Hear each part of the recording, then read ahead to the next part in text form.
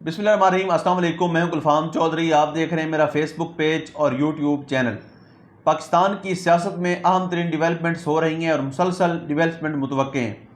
इस हवाले से हमारे साथ मौजूद हैं इमरान रियाज खान साहब। उनसे जानते हैं कि पाकिस्तान की सियासत के अंदर कौन सा बौछार आने वाला है और कौन सी नई डिवेलपमेंट्स मुतवक्के हैं। पहले उनकी बात सुनते हैं, फिर उस पर बात करते हैं। नादरीन, ये जो पाकिस्तान तहरीक इंसाफ के अंदर एक अजीब सी कैफियत पैदा हो गई है ना, इस पे छोटा सा एक एनालिसिस भी मैं आपके सामने रखता हूँ और जो खबरें हैं वो भी आपको बताता हूँ। इमरान खान साहब का केस भी लगा हुआ था आज इस्लामाबाद हाई कोर्ट में, बल्कि दोनों केसेस उनके लगे हुए थे, उसमें भी एक डेवलपमेंट हुई है। और ये केसेस इस मौके पर दोनों इकट्ठे कैसे लग गए और किस तरीके से ये आगे बढ़ेंगे ये भी आपको मैं अभी बताता हूँ। और पाकिस्तान एक बड़े अजीबोगरीब सिचुएशन में फंस गया है मौजूदा रजीम के हाथों। उससे पाकिस्तान कैसे निकल सकता है और ये हालात पाकिस्तान को कहाँ ले जाएंगे।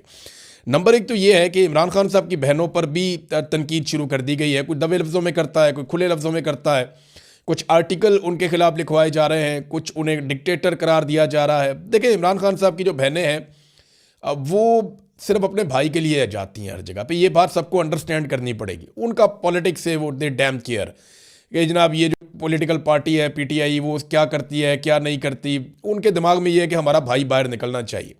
उसके लिए वो किसी से भी लड़ाई कर लेती हैं। इमरान खान साहब जो भी उन्हें कहते थे, अब वो बजाय ये सोचे कि इसके नताइज क्या होंगे, वो बाहर आके बोल देती थी।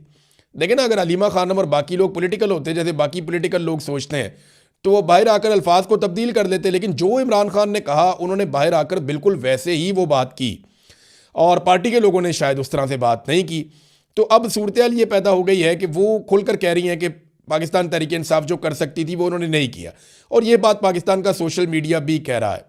इमरान खान साहब की पॉलिटिकल पार्टी जो है उसकी वो स्ट्रेंथ जो वो शो कर सकती थी, जितने बड़े पैमाने पे लोगों ने उनका साथ दिया, जितने बड़े पैमाने पे लोग उनके साथ खड़े हुए, उस तरीके से वो काम कर नहीं पाए।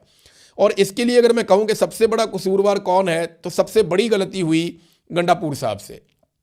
गंडापुर साहब को एतमाद भी मिला, मौका भी मिला, लोग भी बहुत बड़ी तादाद में उनके साथ चले।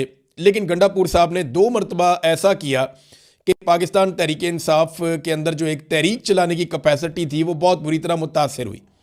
अभी बार बार कोशिश करने के बावजूद तहरीक इंसाफ वो कैपेसिटी उस तरीके से दोबारा बढ़ा नहीं पाई। हाँ, एक मोमेंटम बनाया सुहेल अफरीदी ने और वो कुछ और चीज़ें करने की बात कर रहे हैं, लेकिन क्या ये हो पाएगा।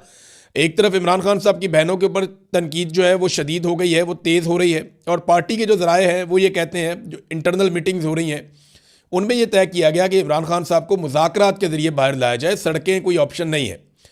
अब एक सवाल ये पैदा होता है कि अगर ये मुज़ाकरात करते हैं हुकूमत के साथ तो किन शराइत के ऊपर मुज़ाकरात करेंगे।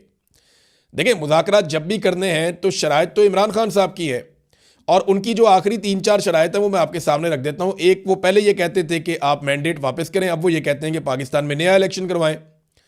दूसरा, वो ये कहते हैं कि 26 नवंबर और 9 मई के हवाले से आप जुडिशल इंक्वायरी करवाएं, सीसीटीवी फुटेज निकालें और बताएं कि किसने ये कत्लेआम करवाया, इन चीज़ों को आप चेक करें। तो ये इतने सख्त मुतालबात हैं। और एक, वो ये कहते हैं कि जितने लोग बेगुनाह जेलों में कैद हैं उन सब लोगों को रिहा भी किया जाए। फिर वो अदालतों की बात करते हैं, आइन की बात करते हैं। चलें, ये तो बात की चीज़ें हैं, लेकिन इन शराइत के ऊपर क्या हुकूमत मान जाएगी कि फ्री एंड फेयर इलेक्शन करवा दिया जाए? तो मुझे नहीं लगता कि ये हुकूमत फौरी तौर पे इलेक्शन करवाने के मूड में है। इनकी हालत बहुत ख़राब है। ख़ास तौर पे इनका हर फैसला आवाम नापसंद करती है और ये फैसले भी इसी तरह के, कभी जहाज़ ले लेते हैं, कभी झूले ले लेते हैं, कभी गाड़ियाँ ले लेते हैं। तो ये इससे बाहर नहीं निकल रहे और ये दावे करते हैं आवाम की खिदमत के, और सिर्फ अपने जलसे जुलूस और तस्वीरें, इसके ऊपर इनकी पूरी पॉलिटिक्स चल रही है। ग्राउंड के ऊपर इन्होंने गरीब आदमी के लिए किसी किस्म का कोई काम नहीं किया। अब इमरान खान की मर्जी कैसे शामिल करवाई जाए? देखें ना, अगर पाकिस्तान तहरीक इंसाफ बातचीत करती है हुकूमत के साथ तो इमरान खान की मर्जी शामिल करवानी पड़ेगी ना। इमरान खान को कुछ मिलेगा तो इमरान खान साहब कुछ देंगे ना। इमरान खान साहब को क्या मिल सकता है? देखें, जेल से बाहर आने के लिए इमरान खान साहब क्या कुर्बान कर सकते हैं? क्या वो इस हुकूमत को तस्लीम कर सकते हैं अगले 3 सालों के लिए कि यह हुकूमत रहे? तो इसका जवाब है कि ये तो मुझे तो समझ नहीं आ रही कि इमरान खान साहब ये कबूल करेंगे। करना होता वो पहले कर लेते। दूसरी बात यह है कि इमरान खान साहब नए इलेक्शन के मुतालबे से दस्तबरदार हो जाएंगे, ये भी मुश्किल लगता है। क्या इमरान खान साहब अपना सख्त मौक़िफ़ जो है वो उससे पीछे हट जाएंगे? हाँ, ये मुझे लगता है कि इमरान खान साहब अपने मौक़िफ़ में कुछ हद तक नरमी ला सकते हैं। और कुछ अपने आप को एक लिमिट में ले जा सकते हैं कि ठीक है मैं इससे आगे नहीं जाता और तुम भी इससे आगे मत जाना। तो ये तो अच्छी बात है, अगर एस्टेब्लिशमेंट भी अपने आप को बांध ले और वो ये कहे जी ठीक है हम अपनी हदूद के अंदर जा रहे हैं, तो सियासतदान भी अपनी हदूद के अंदर चले जाएं, ये अच्छी बात है। लेकिन इस वक्त हुकूमत के पास इमरान खान को देने के लिए क्या है, ये है बड़ा सवाल। और जो लोग मुज़ाकरात करना चाहते हैं हुकूमत के साथ, वो इमरान खान को हुकूमत से क्या लेकर दे सकते हैं, ये है दूसरा सवाल। सुहेल अफरीदी साहब जो है ना, वो अच्छा सिस्टम ये बात समझता है कि ख़तरा अब उन्हें पाकिस्तान तहरीक इंसाफ से नहीं है, ख़तरा उन्हें अब इमरान खान की फैमिली से है। या सुहेल अफरीदी को वो कुछ हद तक ख़तरा समझते हैं, लेकिन उन्हें काफ़ी हद तक डिसक्रेडिट करने में कामयाब रही है एस्टेब्लिशमेंट। ख़ासतौर पे जो गंडापुर साहब ने पूरा एक एपिसोड चलाया और उसके बाद जिस तरह से सुहेल अफरीदी साहब इस्लामाबाद के अंदर बंद हो गए जब इमरान खान साहब का इशू उठा, और रहती सही कसर जो है वो अभी बैरिस्टर गौर ने कह दिया कि सुहेल अफरीदी हर चीज़ में ऑन बोर्ड थे और वो भी कॉन्फ्रेंस कॉल के अंदर शामिल थे जो अलीमा खानम सुन रही थी, तो उससे तासुर ये गया कि जैसे सारी चीज़ों में वो शामिल है, तो उन्हें डिसक्रेडिट करने की कोशिश की जा रही है। देखिए सुहेल अफरीदी के पास अब बचा क्या है। इमरान खान साहब का जो आखिरी उनके लिए पैगाम था सुहेल अफरीदी के लिए, वो ये था कि स्ट्रीट मूवमेंट की तैयारी करो। उसके बाद इमरान खान साहब ने उन्हें कोई पैगाम नहीं दिया, और स्ट्रीट मूवमेंट की तैयारी अभी तक तो सिफर है। हाँ, ये कि मोमेंटम बनाया, जलसे जुलूस किए उन्होंने, वो तो इमरान खान का नाम लेकर आप जहाँ भी पाकिस्तान में जाएंगे, जो भी वज़ीर आला होगा वहाँ लोग निकल आएंगे। लेकिन स्ट्रीट मूवमेंट के लिए जो टेक्निकल तैयारियां हैं वो अभी तक नहीं की, और अब वो कहते हैं जी वो एक तैयारी करने जा रहे हैं, उसके लिए भी उन्हें काफ़ी रुकावटों का सामना करना पड़ेगा। देखिए सुहेल अफरीदी को ये देखना पड़ेगा कि ये जो पुराने तजर्बाकार सियासतदान हैं, ये उनको अपनी तरह का बना लेंगे थोड़े अरसे में, और उनका इमेज भी इनकी तरह का ही बन जाएगा।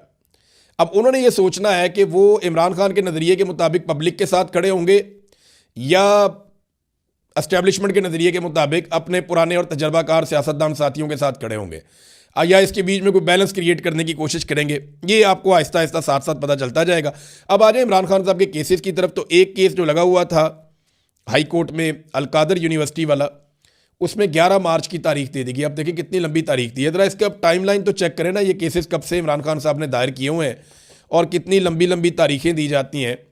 ये देखें जनाब, ये इमरान खान साहब के खिलाफ जो फैसला है वो आया था 17 जनवरी को पिछले साल, और उसके बाद 15 मई को जनाब मुकर्रर किया गया अपील के लिए, फिर जनाब नोटिस कर दिए गए, फिर 5 जून को नैब ने मज़ीद वक़्त मांग लिया, फिर 11 जून को जो बेंच था वो दस्तयाब ही नहीं था, फिर 26 जून को नैब के नए प्रोसिक्यूटर ने 4 हफ्ते का वक़्त मांग लिया था, फिर 26 सितंबर तक ये केस नहीं लगा, फिर प्रोसिक्यूटर की तबीयत ख़राब हो गई, फिर 16 अक्टूबर को बेंच ही दस्तयाब नहीं था कि जनाब केस नहीं लग सकता अब, फिर 4 नवंबर को बुशरा बीबी ने दरख्वास्त दायर की, वो आज तक लगी नहीं, फिर 14 फरवरी को इन्होंने कहा जी कि जल्द समाअत हमारी की जाए, दरख्वास्त दायर की गई, और जनाब ये आज के दिन के लिए मुकर्रर थी, और अब 11 मार्च दोबारा दे दी गई है।